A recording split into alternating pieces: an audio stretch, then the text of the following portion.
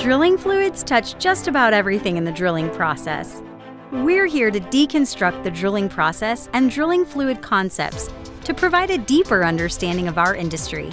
In each episode, we'll share information, talk to interesting people, and maybe share a few stories along the way. Welcome to The Flow Line, a production of AES Drilling Fluids, brought to you by Matt Offenbacher and Justin Gauthier. Hey everybody, welcome back to an episode of The Flow Line. Of course, Matt Offenbacher and I are here for another fun-filled show.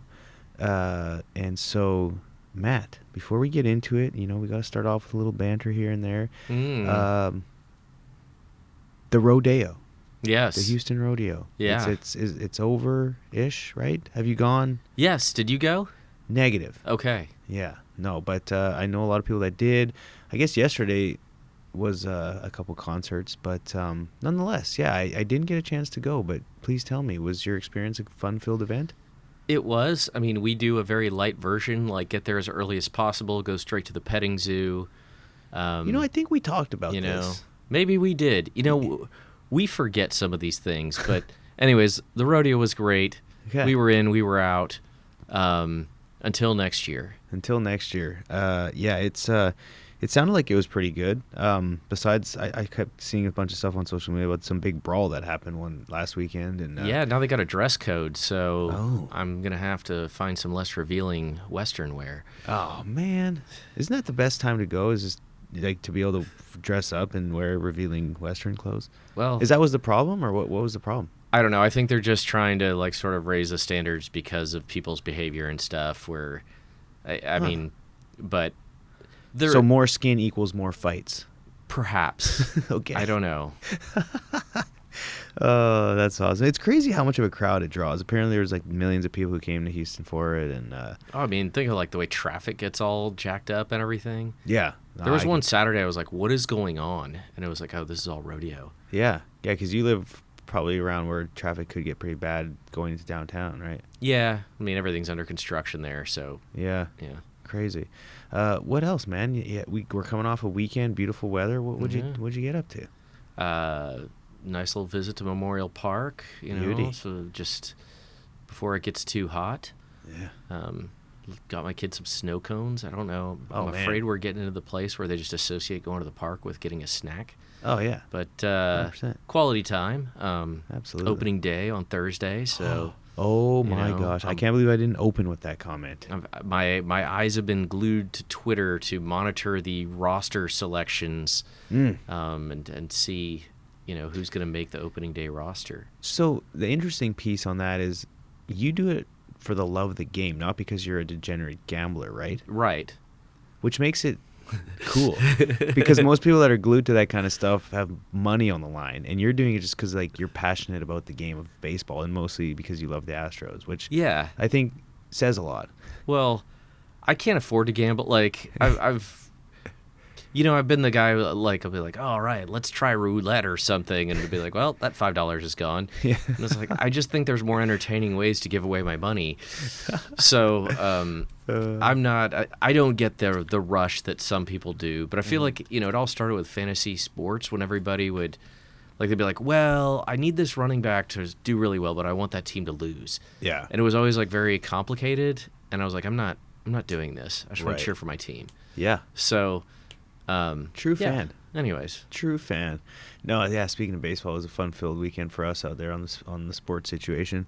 Our kids played up a level. The boys did. They played in an 8U tournament as 7U kids, which is good. We actually beat all the 8U teams we played. Wow. But we lost to the top-tier 7U teams who also entered the tournament as 8U teams. So, but it's one of those, you just never know what 7-year-olds are going to show up. They're either going to come locked in, dialed, everything's clicking, or they're going to come in wanting to goof off, have a bad warm-up, which then leaks into the game. And then it takes them like 2 or 3 innings to like get their stuff figured out. Yeah. But by that time, it's too late. Right? Yeah. You can't start on like the 3rd inning. You got to be coming out hot right out of the gate. So, but anyway, such is life. Yeah, well, I'm glad you enjoyed the weekend, though. It was No, lovely yeah. weather and Yeah, it was good fun. weekend to ball. Yeah, no, it was. It was before it gets scorching hot. It was nice little breeze, and so overall it was good. Speaking of hot, the weather is getting hotter, but the markets and everything that's going on in the world is even hotter right now. Yes. And the Twitter, the feeds are just scorching.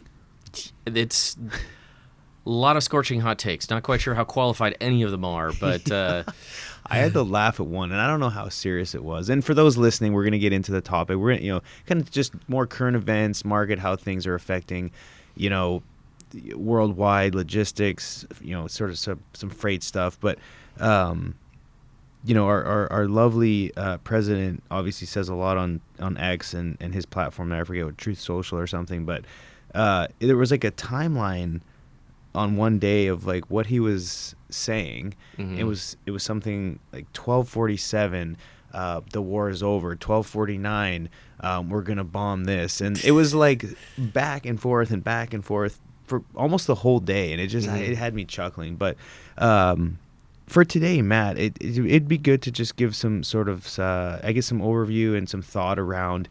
We kind of joked, right? The world revolves around like oil. Mhm.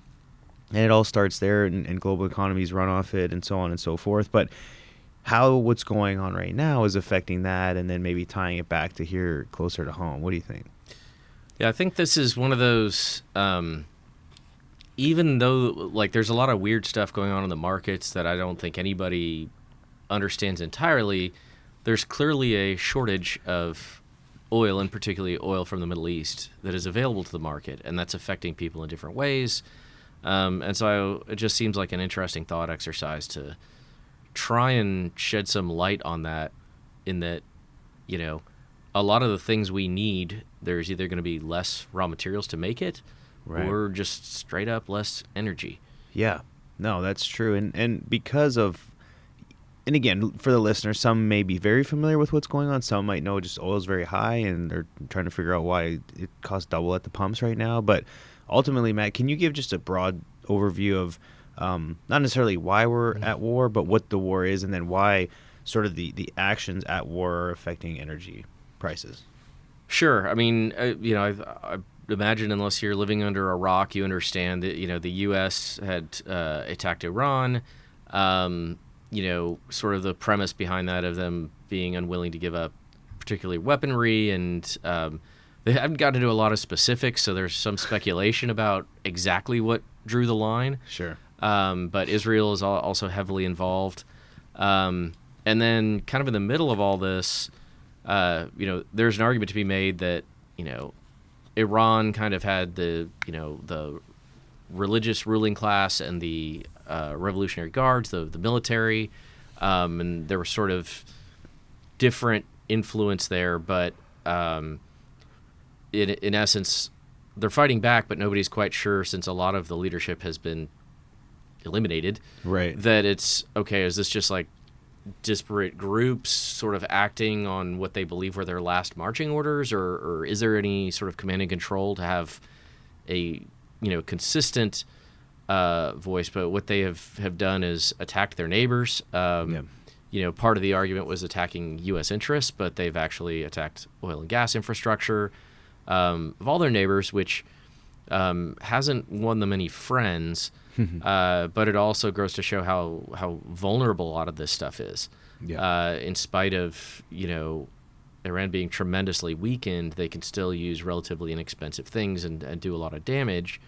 And one thing that they have done is basically said, there's no safe passage through the Strait of Hormuz, which is this, narrow passage from the Persian Gulf out to all these other markets. Yeah. And there's not a lot of other options as far as getting it from those export terminals to anywhere else in the world, particularly Asia. Right. And so we're now sort of in this where they're kind of saying they'll give some people passage. It's a very weird, unclear, and I mean, I think there was even a case of they said somebody could go through and then they attacked them. And so insuring these vessels, some of these are dark fleet vessels that are sanctioned and aren't even supposed to exist. Yeah. So it's a fairly confusing mess. So there are a few ships getting through, but it's not freedom to operate, free travel, and it's unclear even if they received escorts, if there was anything that could really be done to protect them. Yeah. So that's obviously got a huge clampdown on availability of crude oil in particular, LNG as well. Yeah. And to the point where production is being shut in because there is nowhere to send it. Yeah. And a lot of vessels looking, kind of floating around waiting for some marching orders.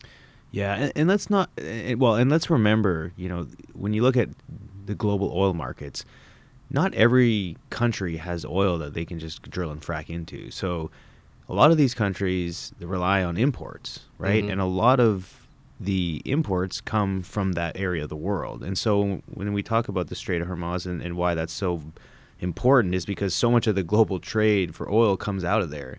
And if you think, well, that's shut down or there's not much traffic out of there, then a lot of these countries that rely on that oil coming out of there kind of get stuck and they don't know what to do. And so they either have to pay a ton more or not get it at all, or maybe get it from somewhere else and it might be more expensive. So clearly supply chains get disrupted amongst all this stuff. Absolutely. And I think it's quite interesting because you say, oh, well, U.S. is net exporter. We got nothing to worry about. Well, in fact, it's a little more complicated than that. Both, one, you're talking about a global commodity and, over 10% of it is not available right now. There's, some storage on water. There's like some of it that'll get to market that can buffer this. It just, we thought this was going to be short. It hasn't been short. And so how much longer can it go before things get really bad? But the other aspect of this is, you hear these talks about heavy oil and different types of crude. Well, the crude oil we produce in the U.S., especially West Texas Intermediate, is a lot lighter. It's better for gasoline. Our economy runs overwhelmingly on diesel, right? Which means we need some of that oil from the Middle East. The heavy stuff. Yeah, Venezuela, Canada. So we had large volumes. Even when we were sending out more than we brought in, we were still bringing in a lot of Middle Eastern crude oil for kind of our mixes in our refineries. Yep. So it's complicated. And so when you see these things that we're sort of running and unraveling all of this all at once, it's pretty impactful. Yeah. And it's not just what we pay at the pump. It's not just, the cost of getting things from one place to the other that rely on, say, diesel fuel to run engines. But oil makes up a lot of is a raw material for many different products. And depending on how much you're paying attention to it, there's some folks out there that are creating a lot of content around, like, just how this is going to affect, agriculture because of fertilizer and, just in packaging and just all these different markets that do rely on oil and gas that's now being disrupted. And so, Matt, it'd be kind of cool, and you found this great table. I'm not sure who published it here. Morgan Stanley, it looks like. It looks like it, yes. Of just sort of different products that are being affected and the Middle East market share of these products. And so it'd be kind of cool to walk through this just because I think it kind of hits home more than just what you pay at the pump. Sure, absolutely. And what's shocking is that, it says, it's got a breakdown of market share. And some of these, it's like almost half the world's supply. Like the first one on here is sulfur, 45%. Sulfuric acid, fertilizer production. So there's a lot of other kind of related products that are dependent on sulfur. Mm-hmm. And half of it is currently unavailable. Yeah. That seems like a problem. And, you talk about, just how much of that stuff is generally quite cheap just because a lot of it, you can take sulfur out of hydrocarbons. It's broadly available with other things you're producing, and then when you can't pull it out because you can't produce oil at the same time, let alone transport it somewhere, it's a pretty big problem. Yeah. And a lot of these are going to be related into like base stocks for like fundamental things we need, even things that we need to operate a refinery. So, the next one, like butane and propane. Now, granted, there's a fair amount of the U.S. is trying to look to get rid of some propane. I don't think this one affects us as much. Right. But, fuel obviously with butane and propane, but these are also, feedstock that go into refineries. Right. So, base things that you will use in cracker units and that kind of thing. And then, crude oil. How about that one? Right. So this is 34%. There is some oil that can be exported. I'm sure some of you have heard there's a pipeline that kind of goes across Saudi Arabia to the Persian Gulf, or not the Red Sea, I'm sorry. And there's a few other export terminals, Oman, some other places where you may be able to get it out without having to go all the way through the Strait of Hormuz. Mm-hmm. And so some of it is making its way to market, but overwhelmingly that stuff is locked out. And then this one is probably like, I think there's been a lot of noise about this on Twitter, and helium is like a super messed up commodity. We've actually been involved in helping drill some helium wells. Yeah. But for the longest time, I think it was Kansas had like the largest, it was like a nationally run helium stockpile that the federal government ran, and they finally like privatized it. And the argument was originally that the whole thing holding it back was, it's like, there's no shortage of helium. The problem is that the government is running it and like inadvertently restricting supply, which is hurting like medical device suppliers. Yeah. It's used in chip fabrication, which is a huge one. And so the chip fabrication thing, tie that into all the data center demand we have going on right now. Yeah. And how much more expensive are chips going to get if there's a shortage of this stuff? Yeah. Your MRI machines are going to have helium in them. So, there is some domestic supply. A lot of that's already a pretty screwed up supply chain. And so I had no idea there was that much coming out of the Middle East, but lo and behold, the table tells a different tale. No kidding, so, 1/3. Yeah. Okay, so we got obviously petrochemicals, which we sort of touched on there. Methanol being 30%. That's again almost 1/3. Plastic solvents. Yeah, butadiene is a big like rubber plastic, base material. Yeah. Granted, not as much there. It's mostly methanol. Right. Aluminum. I didn't realize 24%. I mean, that's your can of brewski or your pop. Might go up because of it. Yeah, well, and so my understanding of some of these, and granted, we know other people who'd be able to speak to this better, but my understanding of things like aluminum is it's so expensive to ship aluminum ore that it makes more sense to like smelt it as close to the source as you can, or to extract it, which is relatively energy intensive. Yeah. And so that's the reason. Like same thing with fertilizer production, which is a big part of this, as you mentioned earlier. Well, kind of the next one down, urea, diammonium phosphate, ammonia. Those are all of that stuff. Because it's a natural gas derived product, it makes the most sense to just like make it there and ship it, as opposed to try and ship the feedstock, obviously, because it's gassed explosive. Yeah. Anyways, those are the kinds of things that you would co-locate with an area that's abundant in energy or abundant in the base materials. Yep. And so and the fertilizer one, jumping ahead, I mean, that one is kind of very reminiscent of Ukraine, right? There were all those fertilizer plants when the price of energy became high. It wasn't just, this, maybe you can't get it to market, but it was just too expensive to produce. And a bunch of fertilizer plants in Europe closed. And it was a real concern about how it would affect the food supply, because the cost and productivity of acreage, if you can afford the fertilizer, it means prices go up. If you can't afford the fertilizer, it means yields go down. Right. And so what would that mean, particularly for sort of the poorest of who are really dependent on that? And then, I guess we jump down the table and we go to LNG, right? Oh, yeah. And that's kind of a crazy story because, LNG has been such an important story for energy. I think Yep. the whole narrative of the 20th century was oil, and the 21st century is supposed to be natural gas. And there's just so much produced, particularly out of Qatar. Yeah. And to see that at least unavailable for now. Matt, are you sort of familiar with how much of the LNG infrastructure is damaged compared to what they've just shut down? I mean, I know there has been some damage. Oh yeah. So I don't know. I guess my take is like how much longer before a lot of that LNG, assuming all these routes get opened back up, would they still be short? So I mean, they're saying 4 to 5 years.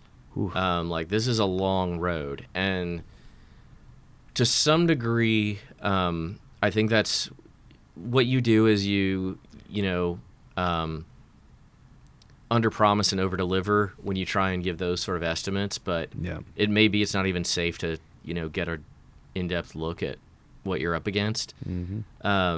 But I think it's so important to those economies that they'll get to work on it. But if you look at sort of the timing and all these export terminals going online in the U.S., there may be market shifts just because of availability. Yeah. So the LNG one is huge. I mean, going back to just overall petroleum products, I think one thing we're seeing is jet fuel. Right, jet fuel's going kind of nuts now, similar to the era with Ukraine, and it's another one. It's a particular cut of hydrocarbons that are unavailable. Yeah. So it's just harder to make here. Right. Yeah, the LNG one, kind of going back to that, because a lot of folks here in the U.S. hear that because more LNG means hopefully more drilling for natural gas. The question might come up is like, well, now that 20% or 19% if it's off the market, are we going to be able to export more? A lot of these LNG facilities take years and billions of dollars to plan and execute on. So the short answer is not in the short run, but long term, does this help prop up or give folks here maybe an upper hand? Perhaps. I don't know the answer to that per se, but there are people speculating like this could really spur some more investment, and then, or at the least, maybe more LNG companies that are selling LNG might end up making more because people may be bidding on it. Because if demand's high and you've got it, why wouldn't you try and maximize the opportunity? So I think overall, it's probably, unfortunately, with the war, this could be an unintended positive for U.S. LNG providers. I mean, what's your take? I mean, it very well could be. I think. It is sort of the question of like right now, could we if we wanted to sell more right now we can't, like you said, because of capacity. The other part of it is we have these very large established where LNG terminals where maybe adding another train is a lot easier than starting from scratch. Still takes years, but there's so many in the pipeline that much of the narrative for the 5 years from now is, oh, now we're gonna have too much LNG. Like we're gonna have deployed all this capital and it's not gonna have any anywhere to go in the marketplace. Yeah. And that may not be the case. It may be that even if that was a concern, it may sort of push that curve out a little further. So there's certainly that aspect of it. Mm-hmm. I don't know, like LNG is so fascinating just because throughout my career, you look at, Japan in particular, how willing they were to pay top dollar to get, guaranteed deliveries. Yeah. And so there's a question, of course, of, freight being another driver, but does this help LNG or do prices go up? And now that it seems to be the sort of carbon intensity conversations have waned quite a bit, most thermal power plants are capable of switching to coal. They're capable of switching to oil. Mm-hmm. And so if you can't get LNG at a reasonable price, it's called fuel switching, and it's a viable option. It's certainly not as clean. Right. But obviously this affects the most sensitive markets first, and I mean, ironically enough, you saw this with Germany, right? Like they started burning lignite, which is a very dirty form of coal, when they started having energy shortages, Right. to the point where they were actually tearing out windmills to mine underneath them. Wow. So yeah, I mean, and the last one on there, it just says light refined oil products, aka naphtha, but petrochemical feedstock. So you name it, there's a lot of these chemicals that come from hydrocarbons. I think we knew that, but it'll be interesting to see what happens in the plastics market. It'll be interesting to see what happens with some of the things we take for granted just as much as I think people are watching pump prices, Yeah. Airplane tickets, even if you can get through the TSA lines, which apparently are terrible right now, Right. can you get a plane ticket for a reasonable price to take your family on vacation this summer? I don't know. you Yeah. know? Well, and a lot of it, when it comes talking back to price, really the biggest, the thing that can drop it the fastest likely is just a drop in demand, right? Which will help Yes. rebalance things. And so that's sort of the topic that I've seen sort of being brought up now is it's like, okay, well, demand has been so high for so long coming out of the pandemic. At what point does it pivot now? Because the cure for high prices is what? High prices. We've all heard that Yeah. years ago. So yeah, then to your point, people start driving less flights, just more demand for goods, and price comes down. Are we at a point there? The latest data I've seen, we haven't, like, demand hasn't fallen, but it's going to take a while for all that stuff to catch up. Yes, and we're somewhat insulated. Once again, like the U.S., the difference between like Brent crude and WTI, it's pretty stark actually. And that gap has continuously grown over the last few weeks. Yeah, so I mean, you're seeing that where it's like the WTI is much cheaper in the grand scheme of things, but so it may affect us differently. We don't know what the end game is with the Trump administration. So like, are they comfortable sitting on this for a while, or do they, say we've achieved our objectives, and do the Iranians agree that they're going to let ships pass through? I don't know. And but going back to it's worth looking up. Somebody, I'd encourage you to just get on the search engine of your choice and look at sort of the distribution plot of demand destruction and demand growth, because they're two distinct peaks. And as you get up north of $100 a barrel oil, demand destruction is clearly something that's happened throughout history. Yeah. Where looking for that sweet spot of oil, I think that's why you'd constantly hear, look, man, if we could just stay at 65 to 75, and coast, Yeah. we're good. But there's also the weird question with, inflation has been nuts over the past, 6 or 7 years. Since the pandemic, inflation has just been, it's crazy to think of how different prices are. Yeah. And I feel old saying that, but it was so acute and so rapid, but oil just never followed suit. And many people said, look, it's not priced fairly. It didn't account for this geopolitical risk premium it should have had. Mm-hmm. Does it create, if you adjust for inflation, does that demand destruction really apply? Interesting, yeah. To qualify, we read this table because we think it's really interesting to think about how important hydrocarbons are and how many things, either crude oil directly or adjacent to it, come out of the Middle East that we will be short on. Yeah. And that distorts markets. It increases prices. People go looking elsewhere. Even if there's a substitute, everybody's running to the same substitute. Yeah. Shipping, like where boats go, changes, and there's cycles to that. So if they don't have their normal route, they start going other places. Yeah. So there's all of these knock-on effects, and it's very hard to know exactly how they're going to hit, other than, I think, with our line of work, keep it in touch with all your suppliers. And that includes whoever's in charge of your transportation. Right. And being ready to kind of jump on things as opportunities become available, because there may be fits and spurts where things are available and then they're not. And yeah. The freight thing is interesting. You have it on the notes here because these certainly one of the bigger knock-on effects you see almost immediately. And we're kind of hit right now too in the U.S. with different labor laws, with driver capacity, and then on top of that, you layer on an increase in fuel price. And now, when we thought inflation was, over the last several years, slowly coming down, many will argue, but let's just, for all extensive purposes, inflation's kind of like tamed off a little bit. Well, is this just going to move it back all the way up to 5, 6, 7%?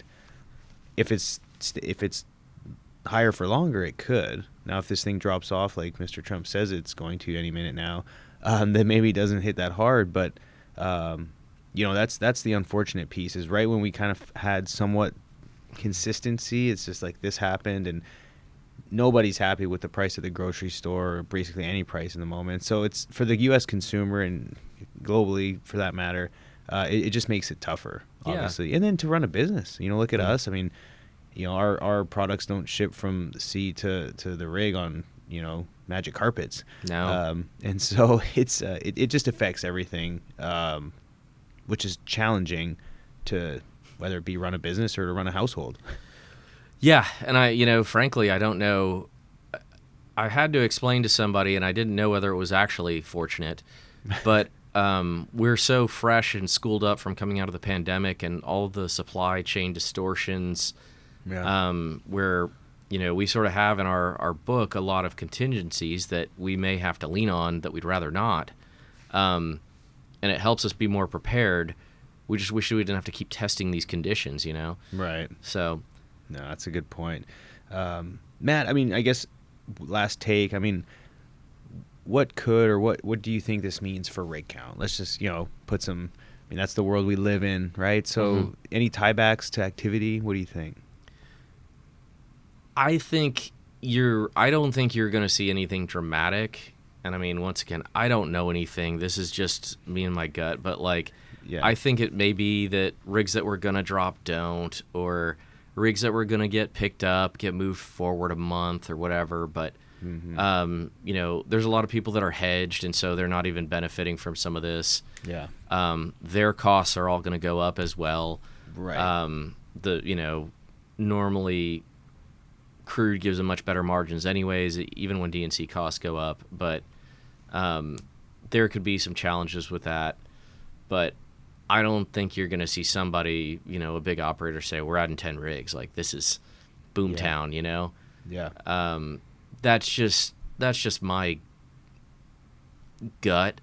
Just given how weird the market is right now. If you just follow crude oil, it'll be $100 and it'll be 85, and you'll be like, there's absolutely nothing. Yeah. It just seems like a very confused market, and I think oil and gas people see that, yeah, and they say, I'm not going to commit to anything. Yeah. Well, this yo-yoing around. Well, anyone thinking you could be a boom cycle, most boom cycles have only resulted in value destruction for companies. So yeah, ask me about what I think AI data centers are going to do. Well, and the other part of it is a sustained boom cycle is normally sustained demand. Right. This is a supply shortage. Yeah. So, and granted, a lot of the glut we were supposed to be swimming in was overwhelmed by demand that was not accounted for. That most people would say was very obvious and should have been expected. So I don't really know. Right. But that's kind of, are you in a similar place, or do you see? Yeah, I'm in the camp that operators are not going to chase oil price to start ramping up activity and get more production. My sense, and again, this is just me thinking out loud, is they're just going to seize the opportunity and then lean more into efficiency, more into cost discipline, more into maybe more recovery type stuff to maximize what they're already doing. Yeah. But to deploy capital to increase activity, I think that I just don't think that game is being played anymore. And so short answer is I don't think you're going to see a ramp up in activity.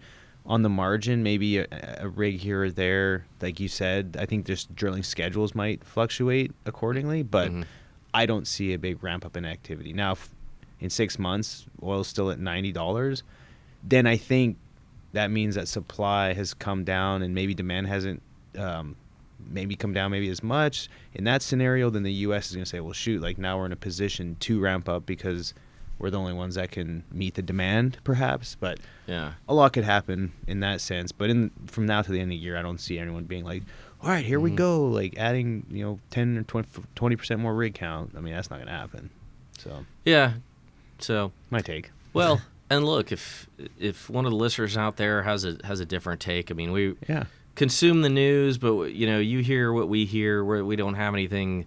Right. We have no inside track. This is just sort of a fun thought exercise, and 100%. Can't be taken for anything more than that. But really, if you're in our industry, recognize how important what you do is. Yeah. To sustain, quality lifestyles for people, bring people out of poverty.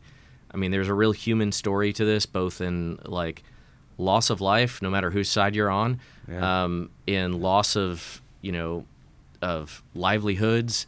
And there's also just even folks who are going to, feel the brunt of this, perhaps through some of these products they need, to heat their homes or to cook their meals. Yeah. And so if we can get back to something that's more sustainable, I think everybody's all for that. Yeah, absolutely. That's a good way to wrap it up. And with that being said, if anyone has any thoughts, questions, or even has an idea for a show, reach us reach out to us on LinkedIn, or you can reach us at the Flowline Podcast at aesfoods.com. Matt, any tech tips or Flowline content coming down the pipeline for the old YouTubers? Yeah, we're cooking. Oh, yeah. Let them cook. Yeah. All right. Well, be on the lookout for that. Until next time, enjoy this nice spring weather that's upon us. And until next time, cheers. Take care. Thanks for listening. Please tune in next week for another exciting episode of The Flow Line. And remember, may your returns always be full and your trips always smooth. Views expressed in this program belong to participants and not their employees. The program is for informational purposes only and cannot take the place of seeking professional advice. Copyright AES Drilling Fluids.